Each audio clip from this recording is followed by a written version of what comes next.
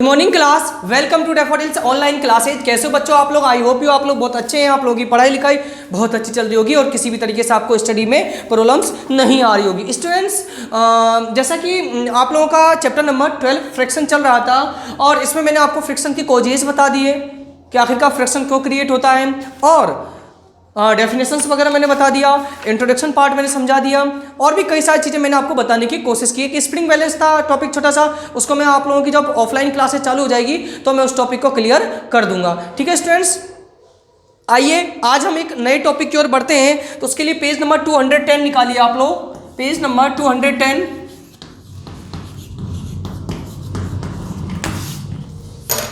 Type of friction, type of friction, घर्षण के प्रकार। मैंने टॉपिक्स का नाम लिख दिया है।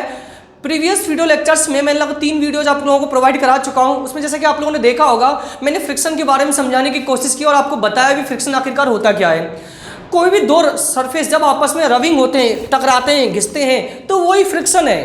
और वो फोर्स, और उस फोर्स को फ्रिक्शन फोर्स कहते हैं। ठीक है, आज हम कि फ्रिक्शन भी होते हैं ना, कई टाइप्स के होते हैं। आज उन्हीं टाइप्स को हम जानने की शॉर्ट में कोशिश करते हैं, फिर डिटेल से भी हम इन सभी टॉपिक्स को पढ़ेंगे। तो page number 120, types of frictions.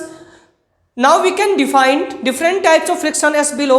जैसे कि हम जानते हैं कि फ्रिक्शन होते हैं ना, कई टाइप्स के होते हैं। Static friction, limiting friction, dynamic friction या स्लाइडिंग फ्रिक्शन।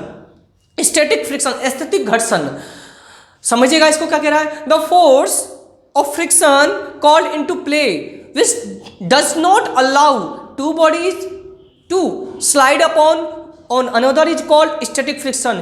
जब the force of friction, वह घर्षण बल called into play which does not allow two body slides upon one another is called, जैसे कि एक सतह के ऊपर दूसरी सतह जा अलाउ नहीं कर रही हो, फिर भी वो एक दूसरे के ऊपर फोर्स लगा रहे हैं, उसे हम स्टैटिक फ्रिक्शन कहते हैं। It is self adjusting force that it is only as much called into play is necessary prevent the motion. इसमें गति का होना जरूरी होता है, स्पीड रहनी चाहिए। Limiting friction, the maximum static force और called into play when body just slide upon another body is called limiting friction। और स्टैटिक फ्रिक्शन का स्टैटिक फ्रिक्शन में स्थितिक घर्षण की अधिकतम मान ही लिमिटिंग फ्रिक्शन कहलाता है।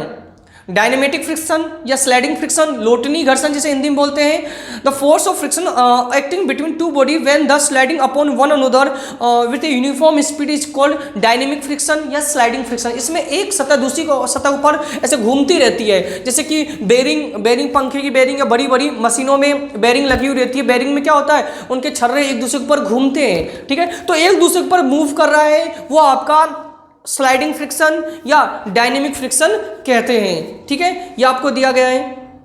आगे बात करते हैं wise dynamic friction is slightly less than limiting friction. आखिरकार डायनेमिक फ्रिक्शन जो होता है ना, dynamic friction slightly less than limiting friction, और डायनेमिक फ्रिक्शन में फ्रिक्शन की वैल्यू कम होती है लिमिटिंग फ्रिक्शन से।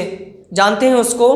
When external force exceeds the limiting friction, the body begins to move on the surface, then the force of friction is called dynamic friction। When an external force is applied to start the relative motion, the interlocking of surface get off, thus causing less frictional force. That is why once its motion starts, the frictional force acting between the surface in contract decrease, so that a smaller force is required to maintain a uniform motion. That is why dynamic friction is less than static friction.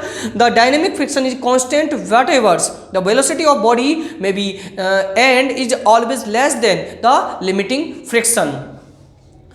क्या कह रहा है आपसे? देखो लोट जो short में समझने की कोशिश कर, हालांकि तो ये हाई लेवल क्लासेज की चीज़ें हैं, फिर भी मैं आप लोगों को समझाने की कोशिश कर रहा हूँ। जो स्लाइडिंग फ्रिक्शन होता है ना, उसमें फ्रिक्शन की वैल्यू कम होती है, वस्तु घिसती नहीं है, कोई भी ऑब्जेक्ट आपस में घिसेगा नहीं, खराब जल्दी से नहीं होता है। लेकिन लिमिटिंग फ्रिक्शन में फ्रिक्शन की वैल्यू बहुत ज़्यादा होती है और जल्दी से खराब होती है, कोई भी ऑब्जेक्ट आपस में घिस घिस के खराब हो जाती है। तो इसलिए इसमें बोला गया डायनेमिक फ्रिक्शन की वैल्यू में फ्रिक्शन की वैल्यू कम, डायनेमिक फ्रिक्शन में फ्रिक्शन की वैल्यू कम होती है, किसकी बजाय? लिमिटिंग फ्रिक्शन की बजाय। आपको फिर आगे भी बताया गया है, नेक्स्ट पेज पे आइएगा। Figure 12.5 show a graph between the apply force on the spring balance and the force of spring. The region A B in the graph show static friction, which is self adjusting. B C show the magnitude limiting friction. D show the magnitude of dynamic friction. Sliding friction, इसको हम समझने की कोशिश करेंगे। आपको एक graph दिया गया है, ये तो आपकी फ्रिक्शन है, फोर्स ऑफ फ्रिक्शन। ये आपका लगाया गया अप्लाई फोर्स,